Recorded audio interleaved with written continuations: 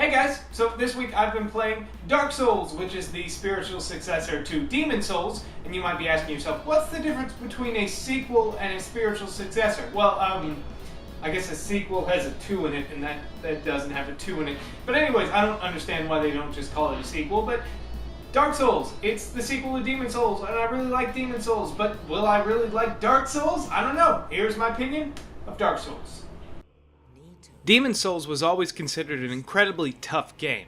It had a very old school sensibility in that it didn't give you a whole lot of directions, it kind of gave you the basics and let you discover the game for yourself. And when you'd get to a tough part of the game, you'd basically die repeatedly until you figured out how to defeat that particular part. And as Dark Souls is the spiritual successor to Demon Souls, you can expect the exact same thing. Dark Souls takes the vagueness and lack of direction from Demon Souls and just takes it up a notch, like a good sequel would.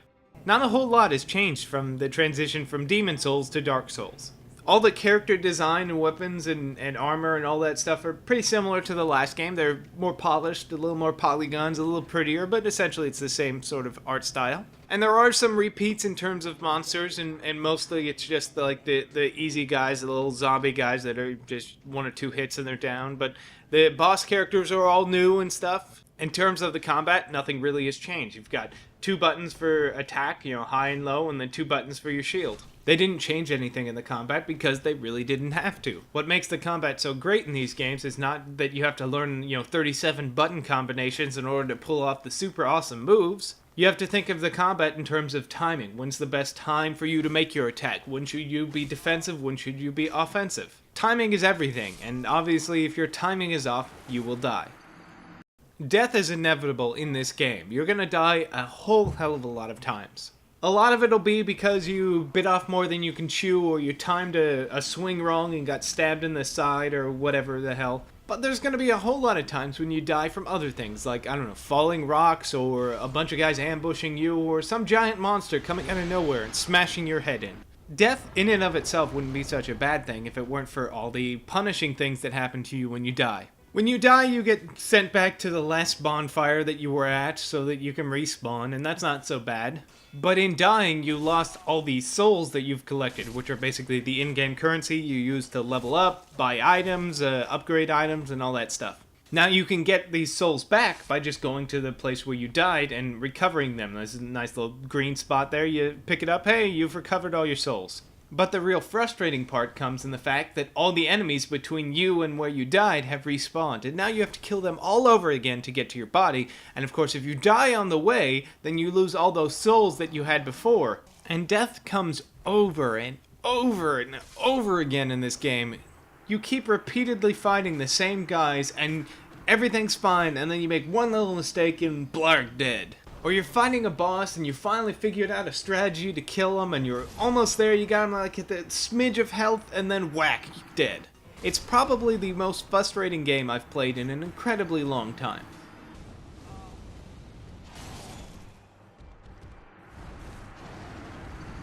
Ah, crap.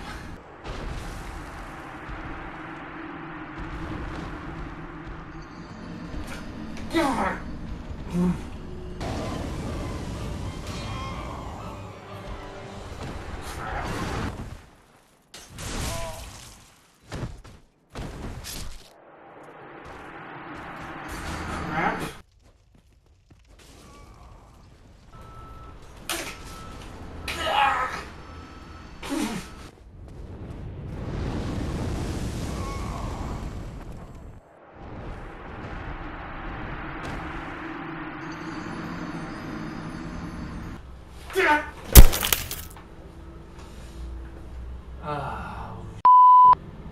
Despite its relentless difficulty and lack of guidance throughout it, I actually do enjoy this game.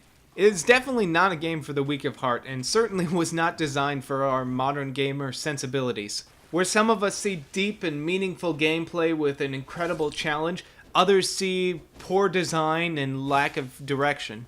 And it's definitely one of those games that after too much time playing it, you just have to walk away for fear of throwing your controller at your screen like some of us have done. But with a whole lot of patience, some persistence, and a little help from your anger management counselor, you do succeed eventually. And as infuriating as it can be at times, many, many times, it is truly satisfying when you defeat the next boss and progress to the next stage and unlock the next zone. And the game's lack of direction really does force you to go out and seek guidance, not only in-game with the little in-game helps that people leave for you, but go to like websites like GameFAQs and get into the community and talk with people and hear different strategies.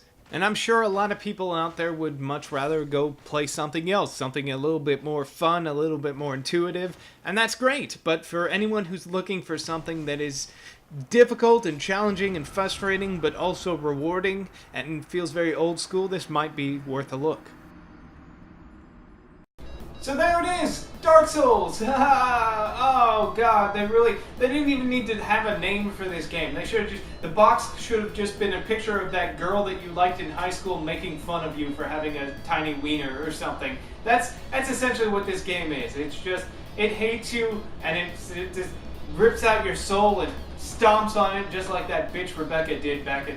Anyways, it's also incredibly fun! Oh, it seems like those two ideas are counterintuitive, but yeah, it's fun. If you excuse me though, I need to get myself a new TV because, god damn it.